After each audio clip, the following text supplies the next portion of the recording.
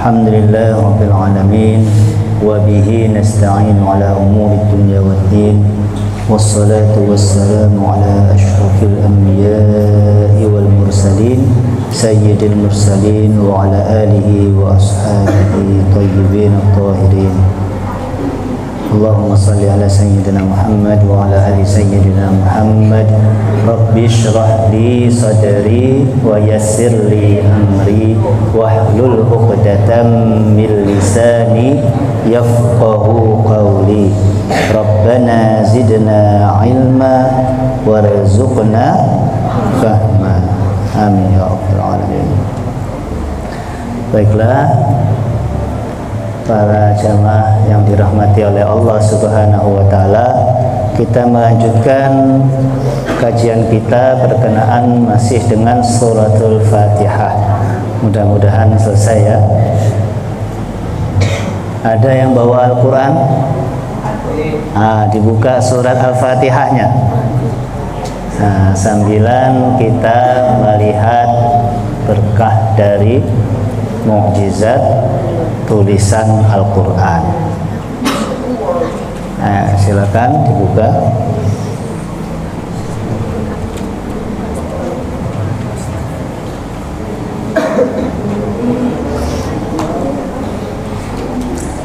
Imam Ibnu Katsir ketika menafsirkan suratul Fatihah, sebelum membahasnya beliau menulis tentang makna isti'adzah.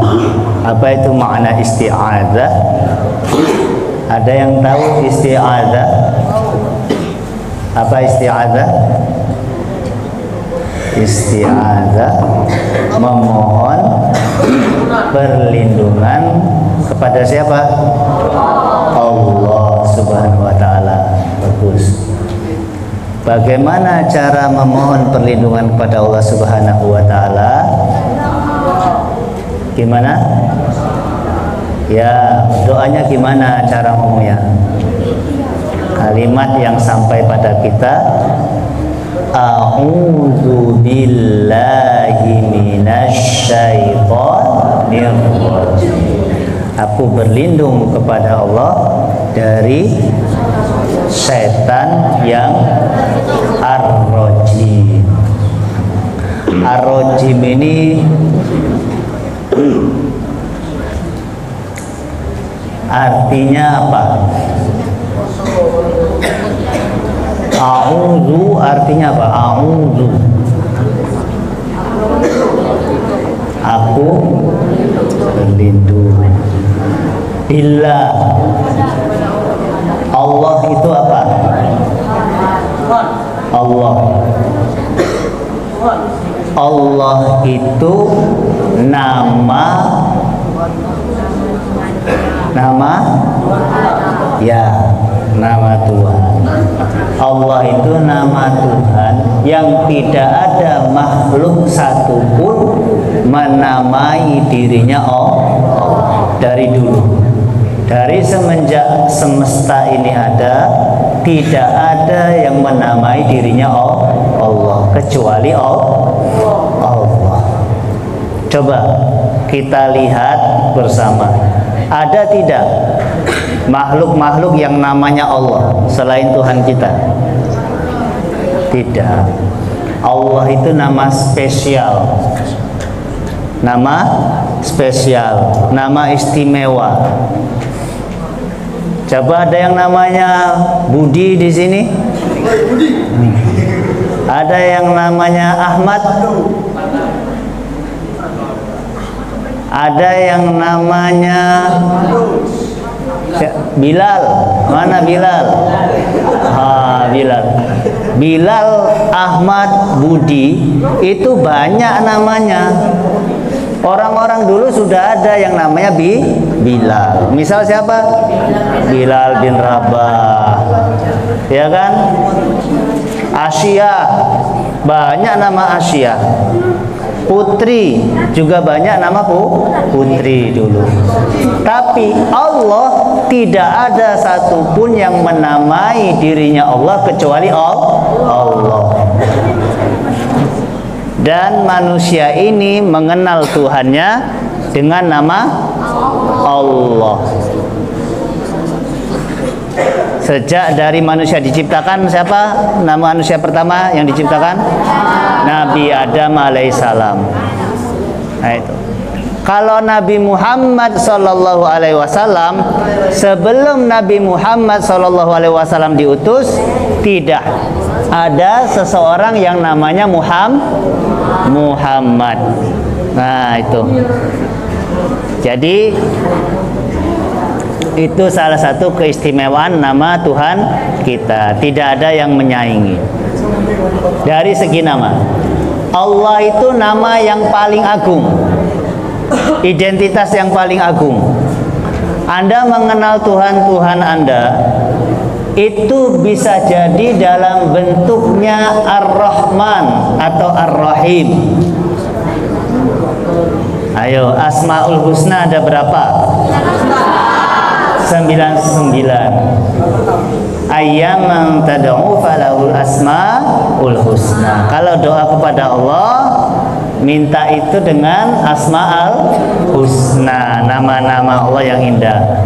Misal namanya yang 99. Apa saja diantaranya?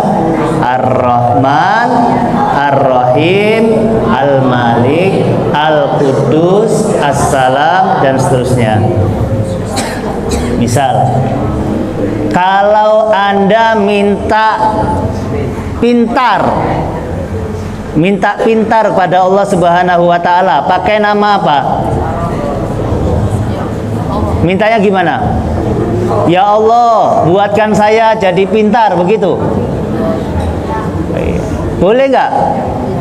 Boleh, tapi sebenarnya belum manggil ya Allah. Yang dipanggil baru ya Alim.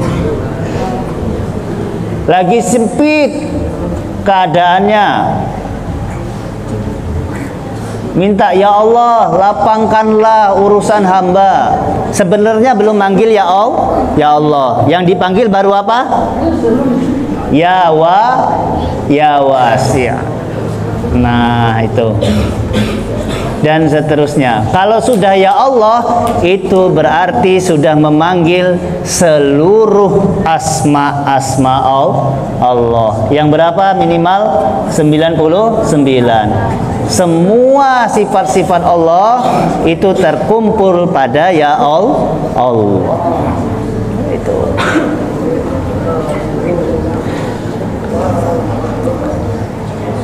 Fa'idha qara'tal Qur'ana fasta'idz billahi minasyaitonir rajim.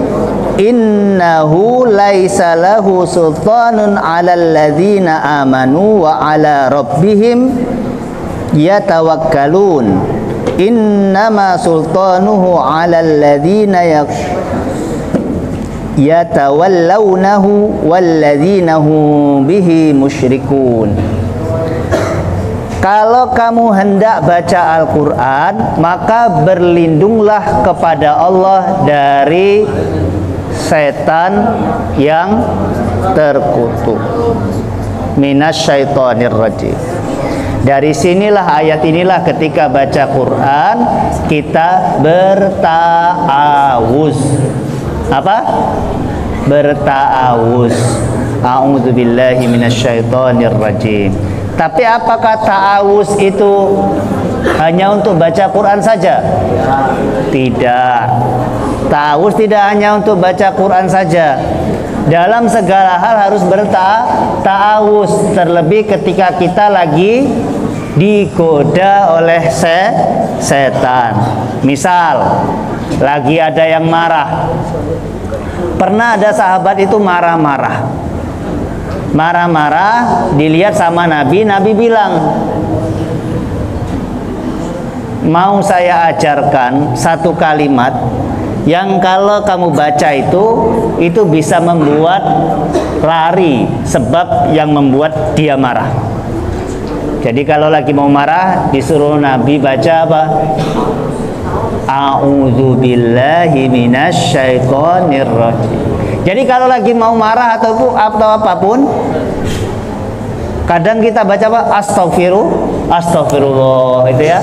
Tambahkan dengan a'udzubillahi minasyaitonir rajim. Minta perlindungan Allah. Nah, itu caranya.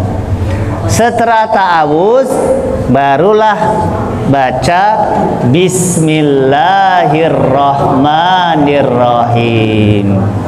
Bismillah itu dengan asma Allah. Kenapa dengan asma Allah? Kenapa dengan asma Allah?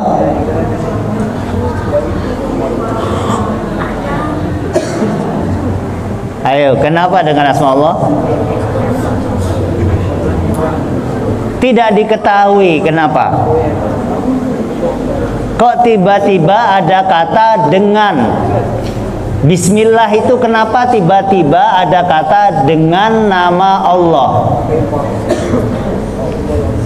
Dari sini para alim mengatakan sebelum kata dengan itu ada kalimat aku memulai. Kalau Anda sedang baca Quran, berarti aku memulai bacaan Al-Quran ini dengan nama Allah Subhanahu wa ta'ala. Segala perbuatan yang tidak dimulai dengan nama Allah Subhanahu wa ta'ala, maka dia akan sia-sia. Makanya sebelum Anda duduk, mulailah dengan Bismillah. Jadi kalimat Bismillah itu sebelum Anda duduk. Jadi kalimatnya gimana kalau sebelum duduk? Aku duduk dengan nama Allah. Aku berdiri dengan nama Allah. Aku belajar dengan nama Allah. Aku bermain dengan nama Allah. Harus disebutkan dalam hati atau dilafazkan di lisan. Aku bermain basket dengan nama Allah. Aku bermain voli dengan nama Allah. Jadi kita bawa Allah kemana-mana. Nah itu Bismillah. Kalian coba misal pergi jalan, tidak usah jauh-jauh, dengan pimpinan atau dengan kepala sekolah. Kira-kira kalau kalian jalan dengan kepala sekolah itu, gimana pandangan orang-orang yang lain atau teman-temanmu yang lain?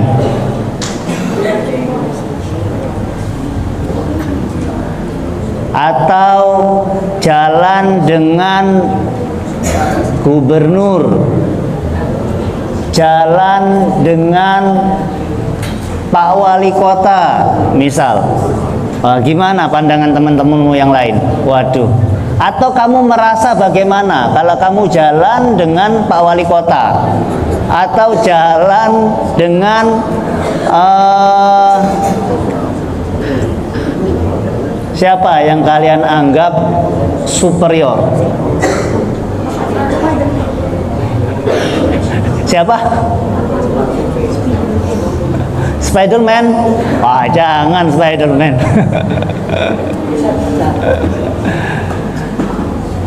Orang itu berjalan dengan siapapun yang dia anggap lebih superior dari dirinya, itu merasa bangga. Anda berjalan dengan bapak Anda, oh betapa Anda terasa terlindungi. Ya kan? Jalan dengan bapak, mau apa saja merasa aman. Baru dengan bapak. Atau Anda berjalan dikawal sama polisi, wah dikawal. Jadi kalau lagi macet tuh disuruh minggir. Baru dengan polisi, aman, Anda jalan lancar. Bagaimana kalau Anda berjalan dengan yang menciptakan polisi itu? Berjalan dengan yang menciptakan semuanya. Anda harus lebih bangga lagi. Itulah makna Bismillahirrahmanirrahim. Jadi Anda hidupkan bismillah dalam kehidupan Anda. Jadi tidak cukup di kata-kata. Jadi Anda harus merasa bangga ketika Anda duduk, Anda membawa Allah dalam duduk Anda. Ketika Anda berdiri, Anda membawa Allah dalam diri Anda. Ketika Anda makan, Anda membawa Allah dalam makanan Anda. Inilah makna Bismillahirrahmanirrahim. Jadi hidup bismillah dalam diri kita. Harus dilatih. Apa? Dilatih. Mulai kapan? Mulai kapan? Mulai saat ini. Nah, sudah baca bismillah belum? Ngaji ini? Sudah. Ayo kalau belum kita sama-sama. 1, 2, 3. Bismillahirrahmanirrahim. Kita memulai dengan nama Allah yang Rahman dan Rahim.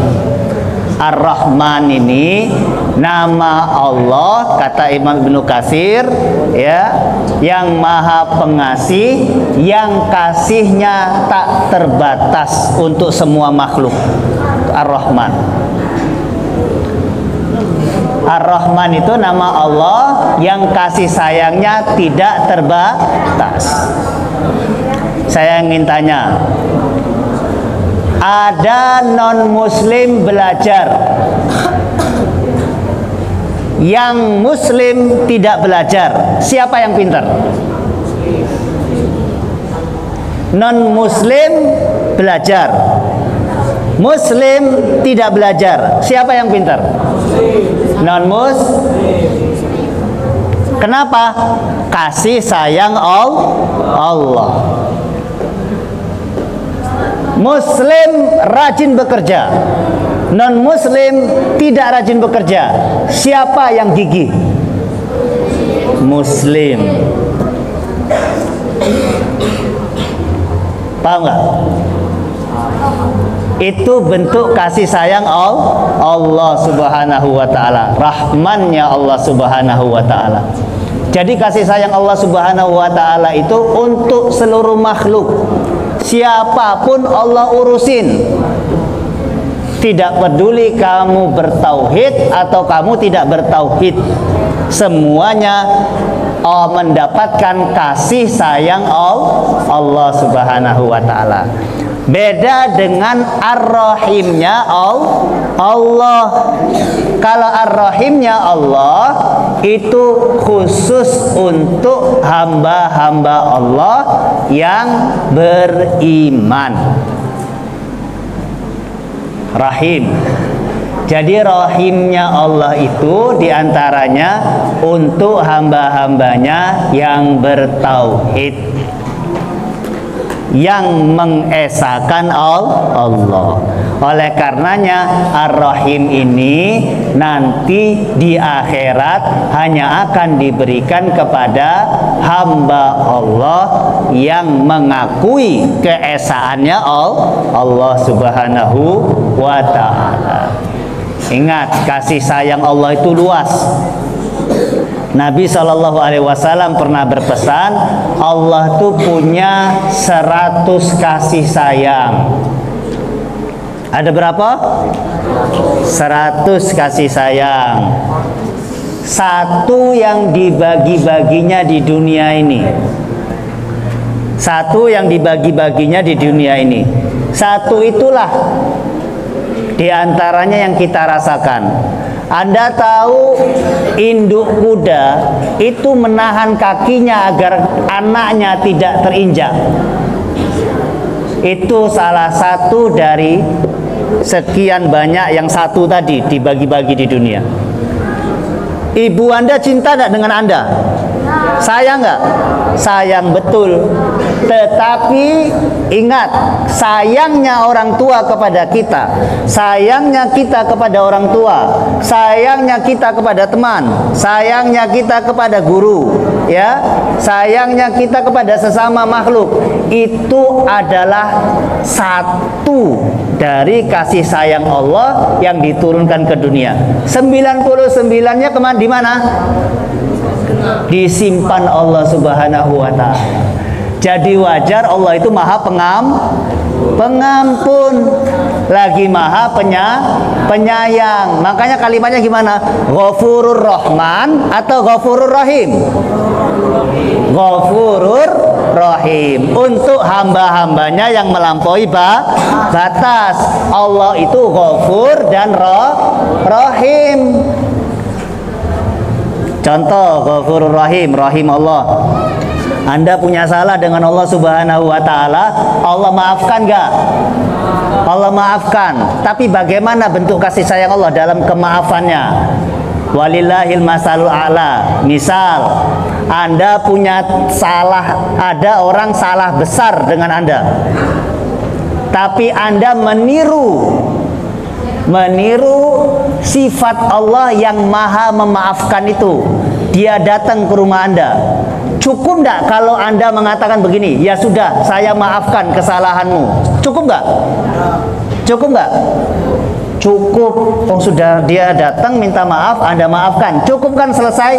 Tapi karena Anda punya sifat rahim, atau karena Anda meniru sifat rahimnya Allah Subhanahu wa ta'ala, sifat sayangnya Allah Subhanahu wa ta'ala, setelah Anda maafkan, Anda kasih makan, Anda kasih uang jajan untuk dia, dan seterusnya. Itu diantara gambaran sifat Allah. Di samping dia pemaaf, dia pun memberikan kompensasi kepada hambanya yang mau meminta maaf, padahal salah. Sebenarnya kalau Allah mau, ya sudah, saya maafkan, selesai. Enggak, orang yang kembali kepada Allah Subhanahu wa ta'ala rata-rata diangkat derajatnya sama Allah Subhanahu wa ta'ala. Mau contoh? Mau contoh? Zunnun. Siapa Zunnun? Nabi apa yang dimakan ikan paus? Ya, dimakan ikan paus. Kenapa dimakan ikan paus? Kenapa? Ya, meninggalkan kaumnya. Kaumnya didakwahi tidur semua.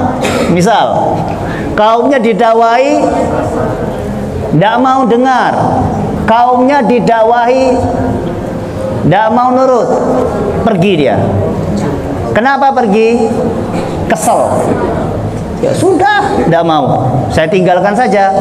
Ternyata perbuatan itu salah. Akhirnya ditegur sama Allah, dimakan ikan paus. Setelah dimakan ikan paus apa? Dia bertaubat kepada Allah Subhanahu wa ta'ala.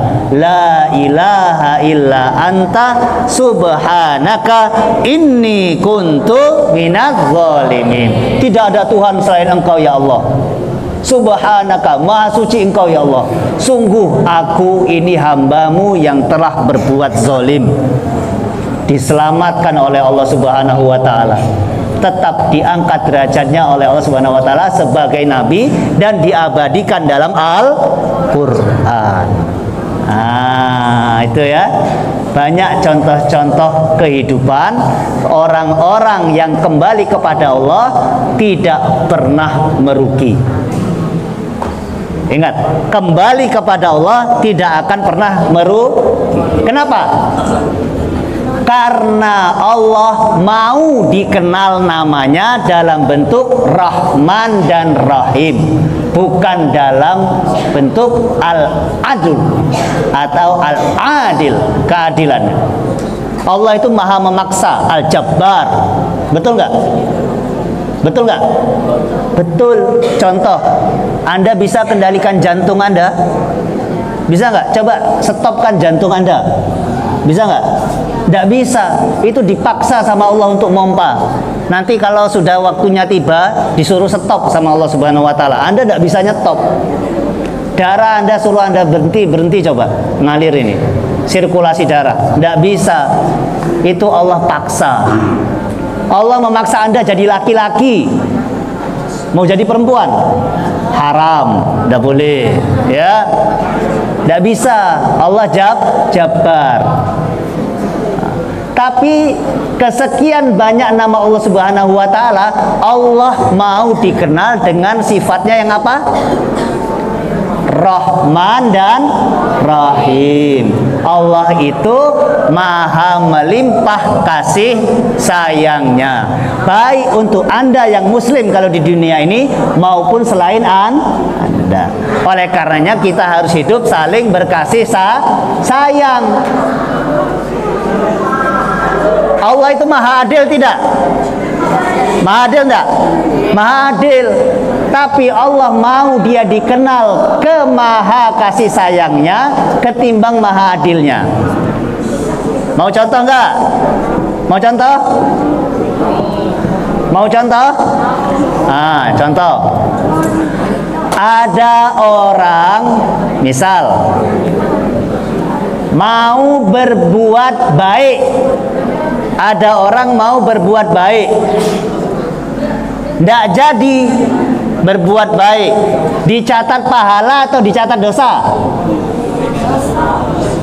Anda mau ngaji, nggak jadi ngaji, dicatat pahala atau dicatat dosa? Pahala. Pahala apa? Niat. Betul. Pahala nih niat. Anda melakukan, Anda sudah niat ngaji, kemudian Anda mengaji, dicatat pahala nggak? Double nggak pahalanya? Double. Ya, banyak ya. Pahala niat, pahala melakukan.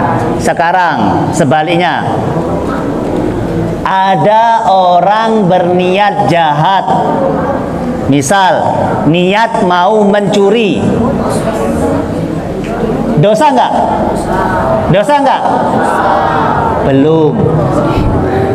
Belum dosa, kata Nabi SAW. Mau niat mencuri belum dosa. Kemudian dia ndak jadi mencuri, dosa nggak? Ndak. Pahala nggak? Pahala. Kenapa? Niat mencuri, ternyata sadar ndak jadi mencuri, maka dihitung pahala.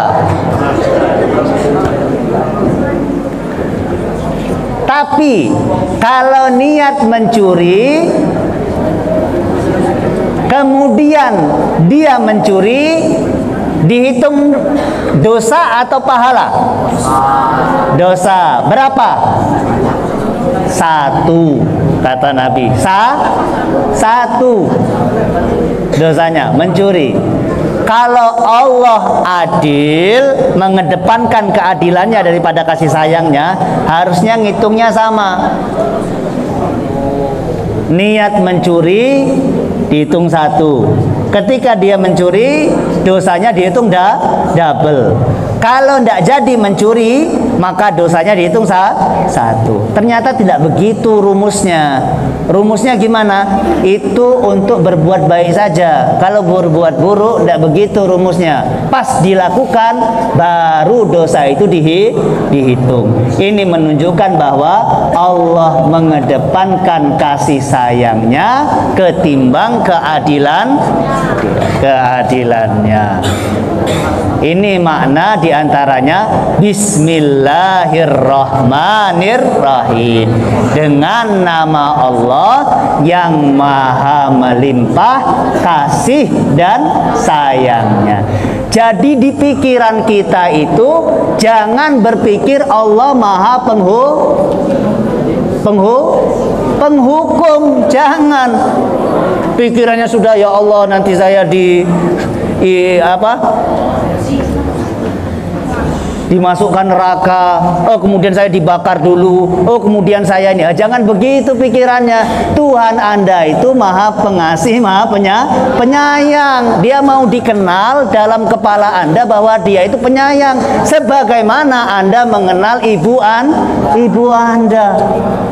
Sesalah apapun Anda kepada orang tua, tidak pernah terbesit dalam benak Anda bahwa Anda akan diusir dari rumahnya.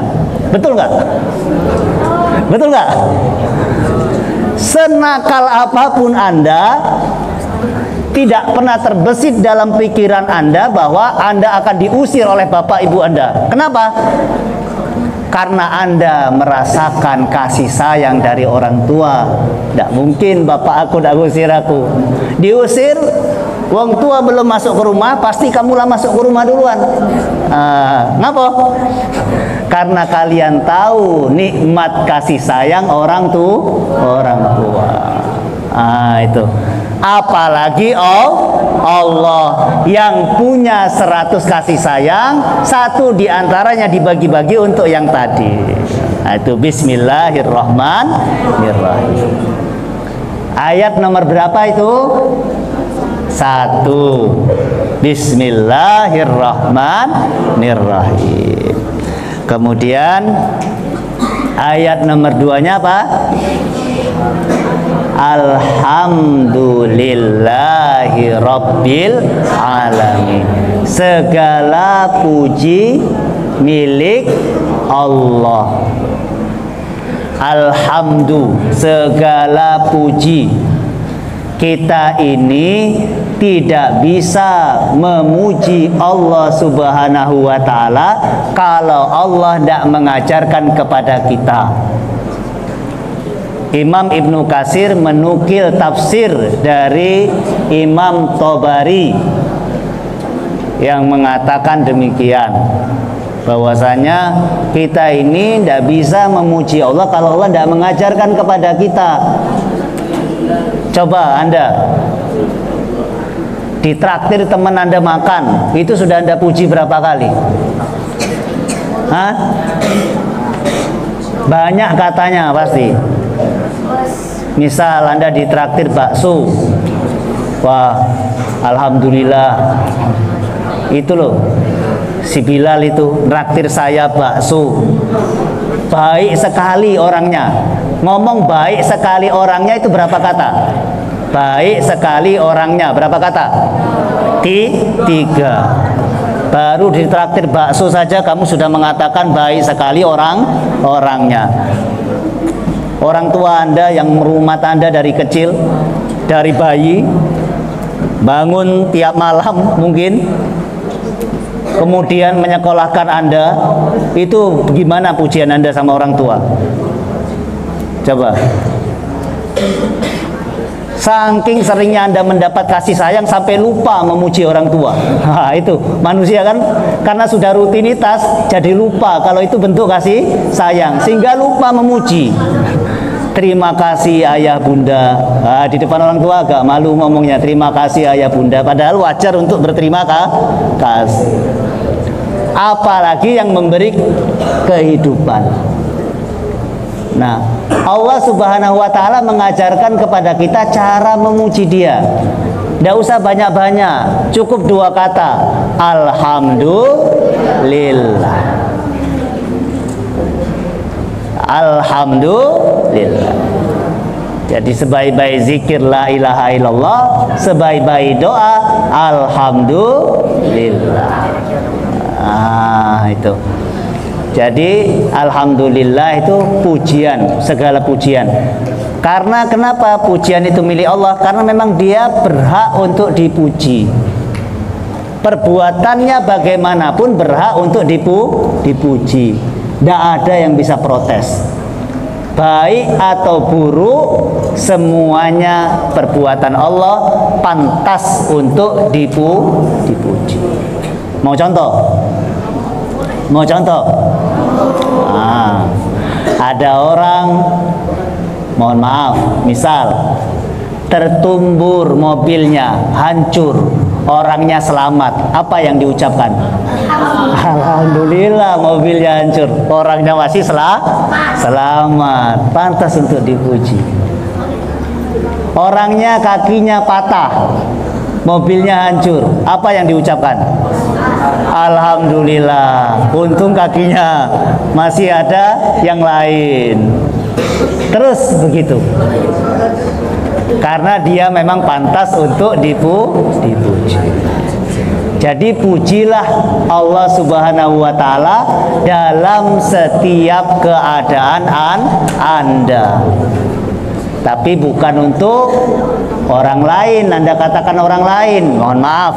Misal ada teman Anda jatuh, terus Anda bilang, alhamdulillah kamu jatuh. Jangan.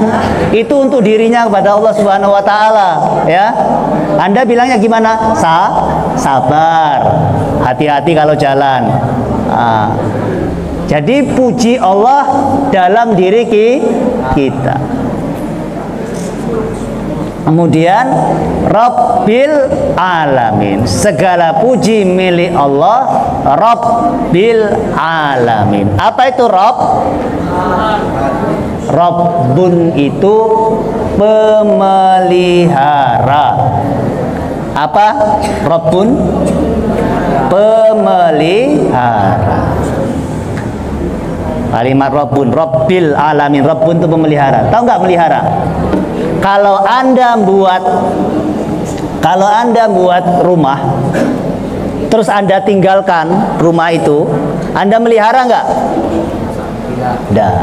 Melihara itu ketika Anda sudah bangun, Anda cat, kemudian kalau kotor Anda bersihkan, kemudian kalau sudah kusam Anda cat ulang, kemudian Anda kasih pagar, Anda kasih tanaman biar indah. Ya begitu namanya memelihara, merawat. Ini masjid ini dipelihara nggak? Dipelihara. Kalau nggak dipelihara kosong. Begitu. Jadi Tuhan ini tidak hanya mencipta, tapi juga memelihara. Itulah diberi kata Rabbun. Apa? Rabbun. Apa yang dipelihara Allah? Rabbil Alamin. Apa itu alamin? Alamin itu adalah segala sesuatu selain Allah. Alam. Alam bentuk singlenya atau bentuk tunggalnya, alamin bentuk pluralnya atau bentuk jamak. Contoh, ada alam apa saja yang ada yang Anda kenal? Alam gaib. Alam gaib itu apa? Alam gaib. Misal yang Anda tidak tahu, alam jin, alam manusia, alam tumbuhan, alam malaikat. Ada alamnya enggak? Ada alam malaikat. Alam barzakh, ada alamnya enggak? Ada. Siapa yang memelihara itu semua? Allah. Siapa? Allah. Jadi Anda bangga enggak punya Tuhan Allah?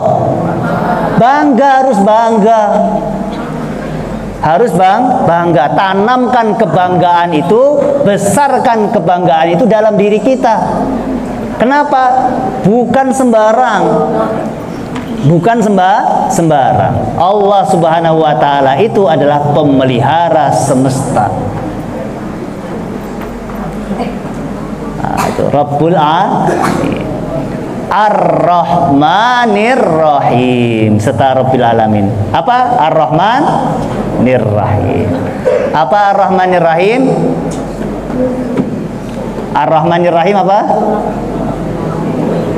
Tadi sudah ada Bismillahirrahmanirrahim dengan asma Allah. Semoga suatu kita mulai yang maha pengasih lagi maha penyayang. Kemudian segala puji milik Allah. Segala puji milik Allah. Pemelihara seluruh memeliharanya itu dengan apa? Allah Subhanahu wa taala memelihara seluruh alam itu dengan apa? Kasih sayang, betul. Adil nggak Allah? Adil. Pinter nggak Allah? Pinter. Suci nggak Allah? Suci. tapi Allah memelihara seluruh alamnya itu berdasarkan kasih sayang. Jadi jangan pandang seseorang siapapun dengan pandangan hukuman, tapi pandanglah dengan pandangan kasih sayang. Kenapa? Karena Tuhanmu mau dikenal dengan kekasih sayangannya. Nah, paham ya? Itu Allah Subhanahu wa Ta'ala Ar-Rahman Ar-Rahim. Dia mengurus alam akhirat dengan Rahman dan Rahimnya. Dia mengurus alam manusia dengan Rahman dan Rahimnya. Dia mengurus alam jin dengan Rahman dan Rahimnya. Dia mengurus alam malaikat dengan Rahman dan Rahimnya. Rahim.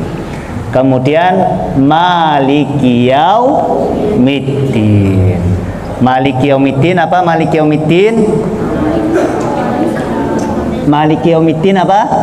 Ini kata Imam Ibnu Katsir boleh dibaca Maliki Yaumiddin, bisa juga dibaca Maliki Yaumiddin. Ma-nya ada mat 2 harkat. Ya. Nah, kalau Anda baca yang mana biasanya? Maliki Yaumiddin. Yang panjang ya, yang 2 harokat ya. Jadi apa? Rajanya hari Yaumuddin, hari Yaumuddin, hari pembalasan. Hari pembalasan. Tidak ada yang merajai hari pembalasan selain Allah. Tidak ada. Tidak ada yang menguasai hari pembalasan selain Allah. Semua keputusan itu di tangan Allah. Jadi jangan heran kalau Anda di dunia ini mendapati ada makhluk Allah, ada manusia yang berbuat baik tapi tidak mendapatkan balasan dari kebaikannya, atau berbuat buruk tak kunjung mendapatkan ganjaran dari perbuatan buruknya. Tidak usah heran. Kenapa? Karena di surat Al-Fatihah kita sudah belajar bahwa Maliki Yaumiddin itu bukan sekarang, tapi nanti, bukan di dunia, tapi nanti di akhirat. Jadi tidak usah heran, uang itu katanya, padahal dia itu orangnya begini-begini, tapi masih aja selamat. Ya tidak apa-apa. Tidak usah heran, memang bukan di sini tempatnya pembalasan. Anda tidak melihat keadilan di dunia ini, padahal dia yang salah, kok yang ini yang dihukum, dan seterusnya. Tidak usah heran, memang dunia ini bukan tempatnya pembalasan. Ayat ini memberikan warning. Apa? Warning untuk kita semua. Agar apa? Hati-hati dalam berbuat. Faman ya'mal mithqala dzarratin khairan yarah wa man ya'mal mithqala dzarratin syarran yarah. Siapa yang berbuat kebaikan sekecil apapun akan mendapatkan apa yang dia perbuat. Siapa yang berbuat kejahatan sekecil apapun akan mendapat balasan dari apa yang dia perbuat. Nah, itu ya. Jadi ingat, Maliki Yaumiddin ini warning. 3 ayat ini pernah ada Imam Ibnu Katsir menyampaikan, qasamtus shalah baini wa baina abdi. Aku membagi Al-Fatihah ini antara aku dan hambaku. Kalimat alhamdulillah, segala puji milik Allah, alhamdulillahirabbil alamin. Kemudian Ar-Rahmanir Rahim ayat kedua, Maliki Yaumiddin, yang ketiga. Ini semua milik Allah. Setelah ini kalimatnya apa? Iyyaka na'budu wa iyyaka nasta'in. Apa iyyaka na'budu wa iyyaka nasta'in? Hanya kepadamu kami beribadah, menyembah, dan hanya kepadamu kami mohon pertolongan. Nasta'in. Ini adalah inti dari suratul Fatihah. Ummul Quran, inti dari seluruh Al-Quran terkumpul dalam surat Al-Fatihah. Inti dari surah Al-Fatihah ada pada ayat Iyyaka na'budu wa iyyaka nasta'in. Hanya kepadamu ya Allah kami beribadah, dan hanya kepadamu ya Allah kami bermohon. Tidak boleh siapapun di antara kita tunduk kepada selain Allah Subhanahu wa ta'ala. Tidak boleh. Jangan sampai ada yang mendikte kehidupan kita selain Allah. Siap nggak? Siap nggak? Siap nggak? Ya, saya kasih challenge ya. Misal nih, ada orang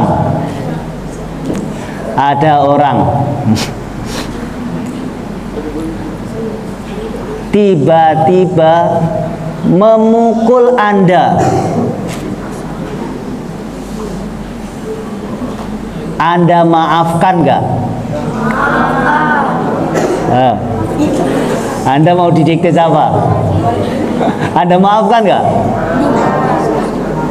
Anda balas atau Anda maafkan? Balas. Saya ingin tanya, yang membalas, apa yang Allah perintahkan untuk Anda, kenapa Anda balas? Hah? Iya, tidak ada sebab dipukul. Yang mengajarkan Anda untuk membalas itu siapa? Pengalaman Anda atau perintah Allah? Pengalaman Anda atau perintah Allah? Kalau pengalaman Anda berarti Anda didikte oleh pengalaman Anda. Tapi kalau Allah yang memerintah, tunjukkan ayatnya di mana. Paham nggak? Paham nggak? Contoh, Anda punya masalah dengan teman Anda. Anda sapa dia di tengah jalan. Dia, Anda tahu melengos? Apa melengos bahasa kita? Dia buang muka. Anda senyum, dia cemberut. Padahal Anda mau sapa dia. Besoknya Anda ketemu dia, Anda senyumin nggak? Kenapa nggak? Yang mengajarkan Anda tidak itu pengalaman Anda, orang sekitar Anda, atau Al-Quran? Hah? Kalau pengalaman Anda dan sekitar Anda yang mengajarkan demikian, artinya apa? Artinya Anda masih didikte oleh selain Allah. Belajarlah untuk selalu mengkaji Al-Quran, biar tahu Allah mendikte saya itu apa saja. Coba Anda lihat di Al-Quran, banyak sekali ayat, mohon maaf, Nabi SAW itu keluarganya dibunuh. Bahkan mohon maaf, hatinya itu dikeluarkan saat perang. Sedih sekali Nabi SAW. Tapi ayat yang turun untuk Nabi apa gimana bunyinya? fa'fu anhum wastaghfir lahum wasyawirhum fil amr. Maafkanlah mereka, mintakan ampun untuk mereka. Coba, luar biasa. Nabi SAW itu bukan perkara buang muka dan tidak buang muka. Yang diperintah Allah, maafkanlah mereka, mintakanlah ampun untuk mereka, ajak mereka musyawarah, malah disuruh musyawarah. Kalau kita ini masih taraf apa? Saya maafkan, tidak saya lupakan. Ini maafnya belum 100%. Harusnya gimana kalau didikte Al-Quran? Lupakanlah. Fa'fu, afwan. Afwan itu kan melupakan. Tidak ada sama sekali, kosong, bersih, dihapus. Jadi kalau dihapus itu tidak ada bekas lagi. Itu afwan namanya. Disuruh begitu sama Allah Subhanahu wa Ta'ala. Nah, itu dikte Al-Quran. Iyyaka na'budu, hanya kepada Engkau kami beribadah. Jangan sampai tunduk pada sesuatu selain Allah. Jadi kita harus banyak mengkaji Al-Quran agar kita tahu apa saja yang didikte oleh Allah Subhanahu wa Ta'ala. Jangan mau didikte sama pengalaman, jangan mau didikte sama lingkungan, jangan mau didikte sama sekitar. Itu semua boleh untuk memperkaya wawasan, tapi tetap yang mendikte kita adalah Allah dan Rasulullah Sallallahu alaihi wasallam. Itu ya. Kepada Allah kita menyembah, jangan beribadah kepada selainnya, dan hanya kepadanya kita mohon pertolongan. Apa? Nasta'in. Minta Allah pertolongan gimana? Gimana cara minta Allah pertolongan? Mintalah dengan beribadah terlebih dahulu. Jangan minta-minta saja, ibadah ndak mau. Disuruh ibadah sabar, ndak mau sabar, maunya minta saja. Ini jangan. Sabar ibadah bukan? Ibadah. Disuruh ibadah memaafkan, ndak mau, maunya minta saja. Maafkan itu ibadah bukan? Ibadah. Sama seperti ibadahnya sholat, itu perintah Allah juga. Memaafkan itu sama seperti ibadahnya puasa, itu perintah juga. Perintah sabar itu sama dengan perintah sholat, sama. Perintah Allah jangan dibeda-bedakan, karena yang memerintah itu sama. Siapa yang memerintah? Allah. Ketika Anda tidak sabar, bayangkan bahwa Anda juga sedang meninggalkan sholat. Jadi Anda semakin siap untuk bersabar nantinya. Begitu. Jadi ketika kita minta tolong sama Allah Subhanahu wa Ta'ala, maka banyak-banyaklah beribadah. Kepada siapa? Pada Allah. Dan jangan minta kepada selain Allah Subhanahu wa Ta'ala. Sakit, datang ke dokter, boleh enggak? Boleh enggak? Boleh. Itu salah satu kita minta kepada Allah Subhanahu wa Ta'ala. Kalau Anda sembuh, siapa yang menyembuhkan Anda? Allah. Dokter bukan? Bukan. Allah. Nah, begitu cara kita bertauhid. Anda lapar, waktunya makan, disiapkan makan sama pengurus misal. Anda makan, Anda kenyang. Siapa yang membuat Anda kenyang? Makanan atau Allah? Allah. Kalau Anda masih berpikir makanan yang membuat Anda kenyang, berarti Anda masih didikte pada selain Allah Subhanahu wa Ta'ala. Anda bahagia, tertawa, siapa yang membuat Anda tertawa?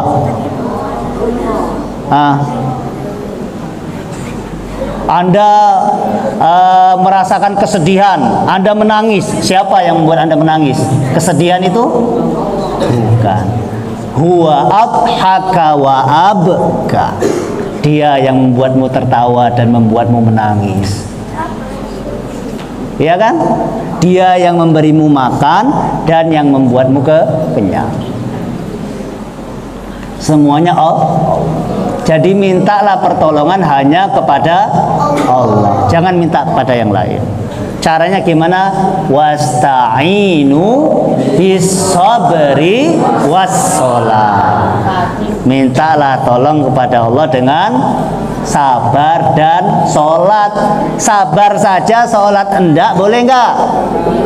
Enggak boleh. Pakai kata wa dan. Sholat saja, sabarnya enggak, boleh enggak? Yang belakang boleh enggak? Sholat saja, sabarnya enggak? Enggak boleh. Karena menggunakan kata dan, wa, sabar dan sholat itu satu paket, satu bandel. Ya sabar, ya sholat. Di samping Anda latihan sholat, Anda juga harus melatih kesabaran. Nah itu. Mintalah tolong kepada Allah dengan sabar dan sholat.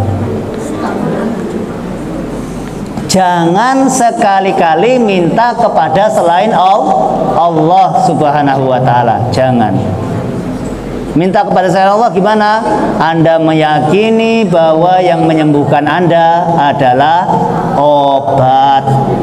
Anda meyakini yang membuat Anda kenyang adalah makanan. Anda meyakini yang membuat Anda bahagia adalah keadaan. Anda meyakini yang membuat Anda sedih adalah kesedihan. Jangan. Ingat, hanya Allah. La haula wala quwwata illa billah. Tidak ada daya mendatangkan manfaat, tidak ada upaya mendatangkan mudarat atau menangkal mudarat kecuali atas perkenan dan izin Allah Subhanahu wa ta'ala. Iyyaka na'budu wa iyyaka nasta'in. Di sini ada kalimat na'budu, hanya kepadamu kami beribadah. Ini isyarat bahwa ibadah itu harusnya kami, baiknya kami. Kalau beribadah ngajak orang, jangan sendiri. Apa? Berjamaah. Iyyaka na'budu. Setelah kita membaca iyyaka na'budu wa iyyaka nasta'in, kemudian ada kalimat ihdinas siratal mustaqim.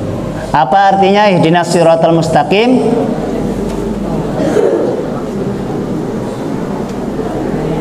Ihdinas, ini kalimat doa.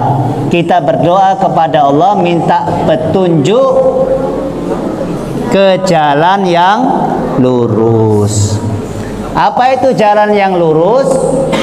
Siratal ladzina an'amta alaihim. Jalan yang lurus adalah jalan orang-orang yang Allah beri nikmat. Siapa yang tidak diberi nikmat oleh Allah Subhanahu wa ta'ala?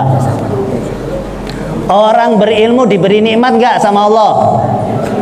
Nikmat. Orang yang berharta diberi nikmat enggak sama Allah? Diberi. Orang yang dikasih jabatan diberi nikmat enggak sama Allah? Apakah maksud dari ayat siratal ladzina an'amta, jalan yang lurus itu jalan orang-orang yang telah engkau beri nikmat, maksudnya orang-orang yang berilmu atau orang-orang yang berharta atau orang-orang yang diberi Allah jabatan? Bukan. Yang dimaksud oleh Al-Quran suratul Fatihah an'amta alaihim di sini diberi keterangan dalam surah An-Nisa Siapa mereka? Mereka itu adalah nabiyin, para nabi, siddiqin, orang-orang yang membenarkan risalah nabinya, wasyuhada, para syahid, dan orang-orang yang soleh. Itulah nikmat dari Allah. Ini maksudnya nikmat apa? Nikmat spiritual, nikmat keimanan, nikmat hidayah.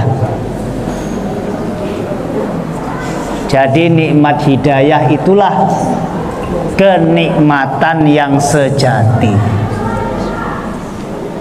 Karena orang kalau sudah dapat hidayah, apapun takdirnya di dunia, dia akan merasa redho dengan Allah Subhanahu wa ta'ala.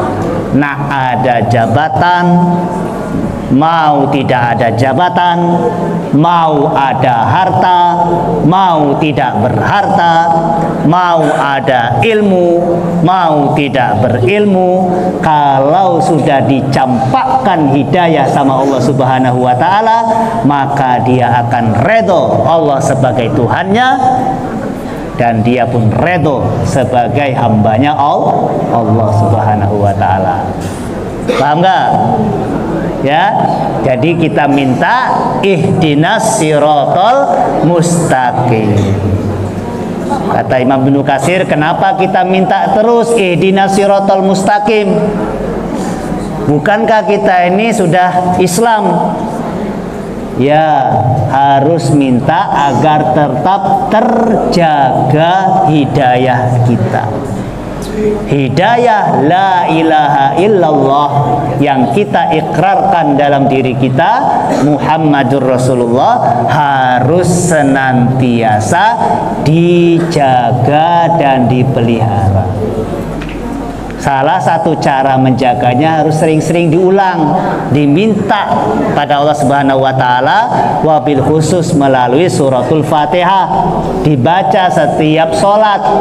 Minta ihdinas siratal mustaqim, siratal ladzina an'amta alaihim, jalannya para nabi. Jalannya para nabi diantaranya apa? Jalan para nabi, nabi menyontohkan apa? Misal makan dengan tangan kanan, masuk masjid kaki kanan, keluar masjid kaki kiri. Itu siratal mustaqim itu. Kalau makan gimana Nabi mengajarkan doanya? Allahumma barik lana fima rozaqtana wa qina adzab. Itu jalan yang lurus. Sholat zuhur berapa rakaat? 4 rakaat. Itu jalan yang lurus, siratal mustaqim. Ramadan puasa enggak? Puasa, itu siratal mustaqim. Sama orang tua harus berbakti atau tidak? Berbakti, itu siratal mustaqim. Siapa yang dipanggil orang tua terus suara nyautnya lebih besar dari suara panggilan orang tuanya? Bilal. Ya bu. Oh, lebih misal. Siapa? Ah, itu hati-hati ya. Jangan dek ya. Jangan. Kalau dipanggil orang tua, suara kita harus lebih rendah dari orang tua. Isyarat dalam Al-Quran apa? La tarfa'u aswatakum fauqa sautin nabi. Jangan ngangkat suara di atas suara nabi. Jangan ngangkat suara di atas suara ustadz. Jangan ngangkat suara di atas suara orang tua. Itu siratal mustaqim. Paham nggak? Paham nggak? Nah, itu ya. Ihdinas siratal mustaqim, siratal ladzina an'amta alaihim. Karena jalan yang lurus itu jalannya para nabi, jalannya orang-orang yang membenarkan nabi-nabi, jalannya para syuhada, maka Anda harus belajar sejarah. Harus belajar apa? Sejarah. Imam Ibnu Katsir itu salah satu ahli sejarah umat Islam. Dia punya kitab sejarah namanya Al-Bidayah wa Nihayah. Luar biasa. Anda harus belajar sejarah. Kalau sejarah Nabi namanya apa? Sirah Nabawiyah. Kalau sejarahnya para sahabat, para alim namanya apa? Kitab Manaqib. Cari tahu sejarahnya, bagaimana sejarah Abu Bakar Siddiq, bagaimana sejarahnya Umar bin Khattab, bagaimana sejarahnya Sayyidina Utsman, bagaimana sejarahnya Ali bin Abi Thalib, bagaimana sejarahnya para tabi'in, bagaimana sejarahnya guru-guru kita, para alim ulama penerus Nabi Shallallahu Alaihi Wasallam. Baca bagaimana cara hidupnya, ikuti, diikuti. Itulah jalan yang lurus, siratal mustaqim. Bukan jalan yang maghdub dan bukan jalan yang dhalil. Apa itu maghdub? Kata Imam Ibnu Katsir, dicontohkan seperti Yahudi. Nabi Shallallahu Alaihi Wasallam berpesan, Yahudi itu kenapa maghdub? Karena punya ilmu tapi tidak mau mengamalkan ilmunya. Ilmunya apa? Di antaranya dia punya ilmu, tahu kalau Nabi Muhammad itu nabi terakhir, tapi mereka keras kepala. Orang yang tahu kebenaran tidak mau menjalankan kebenaran itu, itulah yang dimurkai. Sampelnya dulu Yahudi, kalau sekarang banyak enggak? Banyak. Tahu kalau mencuri itu salah, masih mencuri, ini bisa maghdub, bahaya. Paham ya? Tahu kalau membentak atau membangkang orang tua itu bisa masuk kategori dosa, dosa besar, tapi masih membangkang orang tua. Nah, ini bisa menjadi maghdub. Dhalin ini orang yang sesat. Orang yang sesat ini dia tidak tahu jalan, tersesat. Dhalin itu kan tersesat. Dia cari jalan, ternyata salah. Harusnya ke situ, dia ke situ. Itu namanya tersesat. Dicontohkan sebagai apa? Nasrani. Di Al-Quran itu ditafsirkan untuk kalimat dhalin, ghairil maghdubi alaihim waladhdallin. Jadi kita minta hidayah Allah Subhanahu wa taala, diantarkan menuju petunjuk, bukan petunjuknya orang-orang yang maghdub, bukan pula petunjuknya orang-orang yang dhalin. Maghdub seperti Yahudi, dhalin seperti Nasrani. Tapi kita minta pada Allah petunjuk seperti jalannya para nabi, para siddiq, para syuhada, dan orang-orang soleh. Setelah selesai suratul Fatihah, disunahkan baca apa? Baca apa? Amin. Dipanjangkan. Kalau dalam riwayat Hafiz, qiraah Asim itu ada dua bacaan, dua harokat atau 1-2, amin atau amin. Tapi perkara amin ini tidak usah dipanjang lebar kan, karena amin ini bukan Al-Quran, ini sunnah. Nabi ketika selesai salatul Fatihah, Nabi baca amin. Kita pun demikian. Wallahu taala a'la wa alam. Silakan, mungkin ada yang ingin bertanya dari seluruh jamaah yang hadir. Kami berikan waktu pada peserta. Ya Allah, ampunilah dosa-dosa kami, ampunilah dosa ibu bapak kami, ampunilah dosa guru-guru kami, ampunilah dosa orang-orang yang telah berbuat baik pada kami, ampunilah dosa kaum muslimin dan muslimat. Ya Allah, manfaatkan apa yang telah Engkau ajarkan kepada kami, ajarkan segala yang bermanfaat bagi kami, anugerahkan kami rizki ilmu yang bermanfaat. Rabbana atina fid dunya hasanah wa fil akhirati hasanah wa qina adzaban nar. Wa sallallahu ala sayyidina Muhammadin wa ala alihi wa sahbihi wa baraka wa sallam. Walhamdulillahi rabbil alamin. Taqabbalallahu minkum.